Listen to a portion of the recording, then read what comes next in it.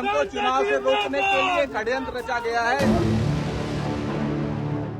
धनंजय सिंह की पत्नी श्रीकला रेड्डी को बसपा ने जौनपुर लोकसभा सीट से टिकट दिया, जिसके बाद खबर आई कि बसपा ने यह फैसला लिया है कि अब धनंजय सिंह की पत्नी श्रीकला रेड्डी का टिकट काटा जा रहा है और अब मायावती ने जौनपुर लोकसभा सीट से श्याम सिंह यादव पर भरोसा जताया है।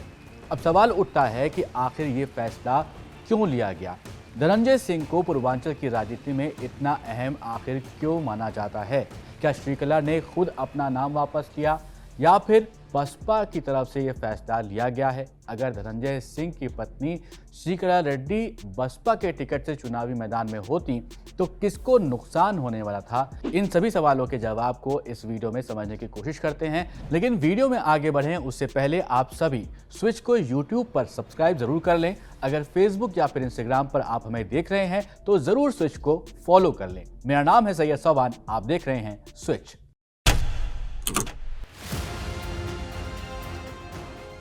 धनंजय सिंह का जन्म 16 जुलाई 1975 को जौनपुर में एक राजपूत परिवार में हुआ था। वो मूल रूप से व्यवसाय और खेती से जुड़े हुए हैं।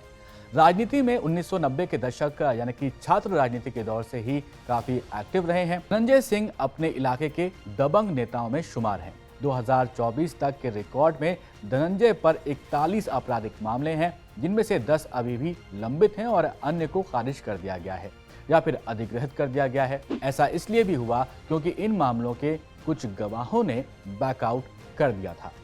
धनंजय सिंह उत्तर प्रदेश के जौनपुर जिले से 2 बार विधायक और 1 बार सांसद रह चुके हैं। साल 2002 में जौनपुर की मल्हानी कॉन्स्टिट्यूंसी से उन्होंने इंडिपेंडेंट उम्मीदवार के रूप में चुनाव जीता था। इसके बाद इसी कॉन्स्टिट्यूंसी से जनता दल यूनाइटेड के टिकट पर उन्होंने चुनाव जीता। इसके बाद साल 2009 के चुनाव में बहुजन समाज पार्टी के टिकट पर चुनाव जीता था। ये लोकसभा की बात कर रहे हैं, लेकिन बसपा से उनके संबंध ज्यादा समय तक नहीं चले। मायावती ने 2011 में उन्हें पार्टी विरोधी गतिविधियों में शामिल होने की वजह से उनके ऊपर यह आरोप लगाया था। उसके बाद उन्होंने बाहर का रास्ता दिखा दिया था।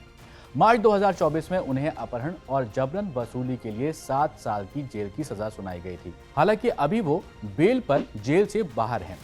अब श्रीकला रेड्डी के बारे में आपको यहाँ पर बता देते हैं। श्रीकला रेड्डी धनंजय सिंह की तीसरी पत्नी हैं। धनंजय सिंह की पहली शादी 12 दिसंबर 2006 में हुई थी। शादी के लगभग 9 महीने के बाद यानी कि सितंबर 2007 में उनकी मौत हो गई थी। परिवार की तरफ से कहा गया कि उनकी पहली पत्नी ने आत्महत्या कर ली थी। इसके बाद धनंजय सिंह की दूसरी शादी होती है 29 जून 2009 में डॉक्टर जागृति सिंह से। आपसी मतभेद के बाद वो भी अलग हो जाते हैं। फिर धनंजय सिंह की तीसरी शादी होती है श्रीकला रेड्डी से 2017 में। श्रीकला ने जुलाई 2021 में जौनपुर जिला पंचायत के अध्यक्ष का चुनाव भी जीता है। श्रीकला रेड्डी एक बड़े बिजनेस परिवार से आती हैं। पिता का नाम के जितेंद्र रेड्डी और मां का नाम ललिता रेड्डी है। आपने निप्पो बैटरी का नाम सुना होगा, वो इसी रेड्डी परिवार की कंपनियों में से एक है। श्रीकला रेड्डी के माता पिता दोनों ही राजनीति में हाथ आजमा चुके हैं। जितेंद्र रेड्डी 1969 में तेलंगाना की कोदत सीट से विधायक रह चुके हैं, जबकि श्रीकला की मां ललिता रेड्डी भी अपने गांव की सरपंच रह चुकी हैं। जब बसपा से श्रीकला रेड्डी को टिकट मिला तो अंदाजा लगाया जा रहा था कि जौनपुर लोकसभा सीट पर चुनाव त्रिकोणीय होने जा रहा है। धनंजय सिंह पहले चुनावी मैदान में उतरना चाहते थे, लेकिन वो जेल में थे। इसलिए ही धनंजय सिंह ने अपनी पत्नी को उम्मीदवार बनाने की सोची थी। बीजेपी की तरफ से महाराष्ट्र के पूर्व मंत्री कृपाशंकर सिंह मैदान में हैं। वो मूलतः जौनपुर के ही हैं और कांग्रेस छोड़कर बीजेपी में शामिल हुए हैं। सपा ने यहां से बाबू सिंह कुशवाहा की पत्नी शिवकन्या कुशवाहा को मैदान में उतारा है और टिकट दिया है। पहले ये कयास लगाया जा रहा था कि जेल जाने से पहले धनंजय सिंह ने चुनावी मैदान में उतरने की सोची थी। तब बीजेपी और जेडीयू से बातचीत भी चल रही थी, लेकिन धनंजय सिंह को इन पार्टियों ने टिकट देने से इनकार किया, जिसके बाद वो निर्दलीय मैदान में उतरने का मन बना चुके थे। इसी बीच अपहरण और रंगदारी के एक पुराने मामले में धनंजय सिंह को अदालत से 7 साल की सजा हो गई थी। तब उनकी पत्नी श्रीकला रेड्डी जौनपुर सीट से मैदान में उतरती हैं और बसपा से टिकट भी उनको मिलता है। लेकिन अब मीडिया रिपोर्ट्स की माने तो बसपा ने टिकट काट दिया है और मैदान में बसपा ने श्याम सिंह यादव को उतार दिया है। श्रीकला रेड्डी को टिकट मिलने के बाद ये माना जा रहा था कि जौनपुर लोकसभा सीट पर वो एक मजबूत दावेदार के रूप में उभर रही हैं। चुनाव के प्रमोशन भी लगातार चल रहे थे। माना जा रहा था कि धनंजय सिंह जेल से बाहर आएंगे तो चुनावी अभियान को और धार मिल जाएगी। चुनावी लड़ाई त्रिकोणीय हो रही थी, लेकिन सब उल्टा ही हो गया। श्रीकला रेड्डी ने अपना नाम वापस ले लिया, या कहें उनका टिकट बसपा की तरफ से काट दिया गया। इस सवाल का जवाब अभी भी साफ नहीं है। वैसे आपको बता दें कि बीजेपी कैंडिडेट कृपा शंकर सिंह और धनंजय सिंह एक ही समुदाय से आते हैं। बसपा के टिकट पर धनंजय ने 2009 में जीत भी इसी सीट से दर्ज की थी, जहां से बीजेपी का पक्ष थोड़ा हल्का नजर आने लगा था। बीजेपी के लिए ये सीट फंस रही थी। राजनीतिक विशेषज्ञों की माने तो इस बात पर भी गौर किया गया कि धनंजय सिंह के जेल से आने के बाद तेवर उनके बदले हुए नजर आए। जेल से बाहर आने के बाद वो अपनी पत्नी के प्रचार में ना के बराबर रहे और ना ही बीजेपी और उनकी नीतियों को लेकर एक बार भी आलोचना की। अब इन सब से क्या अंदाजा लगाया जाए? जनता तो समझदार है ही, आप भी समझदार हैं। मीडिया रिपोर्ट्स की माने तो ये भी बताया जा रहा है कि श्रीकला रेड्डी का टिकट काटा नहीं गया है, बल्कि उन्होंने अपना हाथ खुद ही वापस खींच लिया है। वैसे जौनपुर की बात करें तो जौनपुर सीट पर करीब 2 लाख ठाकुर वोट हैं। बीजेपी के कृपा शंकर सिंह और धनंजय सिंह की पत्नी के चुनाव लड़ने पर यहां वोट बढ़ सकते थे। ऐसे में अब श्रीकला रेड्डी के चुनाव न लड़ने पर चुनाव में बीजेपी को साइलेंटली मदद यहां पर मिलती दिख रही है। ठाकुर समुदाय ही नहीं बल्कि दलित और ओबीसी की कई जातियों के बीच भी धनंजय सिंह की खासी पकड़ है। ठाकुरों के बाद मल्लाह समुदाय के लोगों ने भी धनंजय सिंह का हमेशा से साथ दिया है और यही वजह है कि धनंजय सिंह ने भी इनका साथ नहीं छोड़ा है।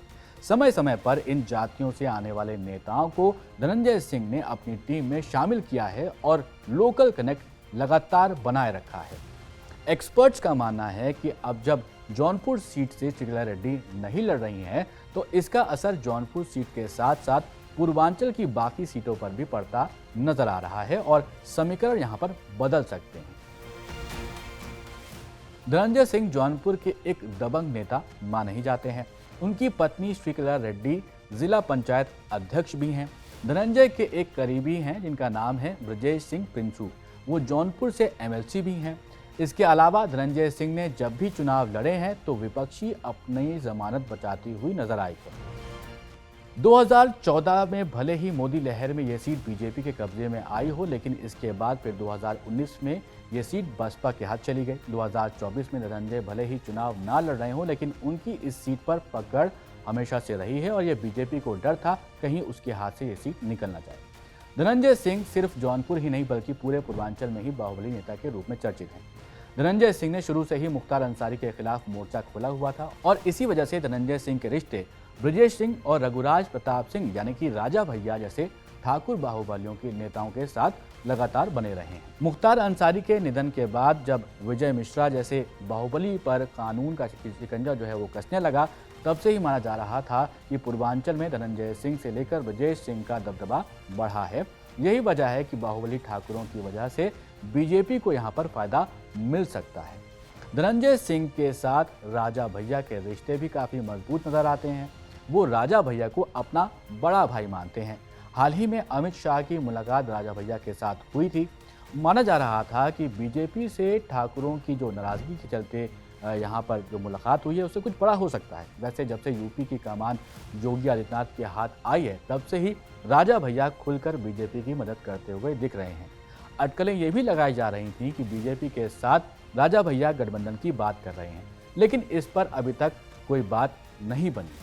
राजा भैया के साथ अमित शाह की मुलाकात और धनंजय सिंह या कहें उनकी पत्नी का मैदान छोड़ने के कई सारे सियासी मायने निकाले जा सकते हैं।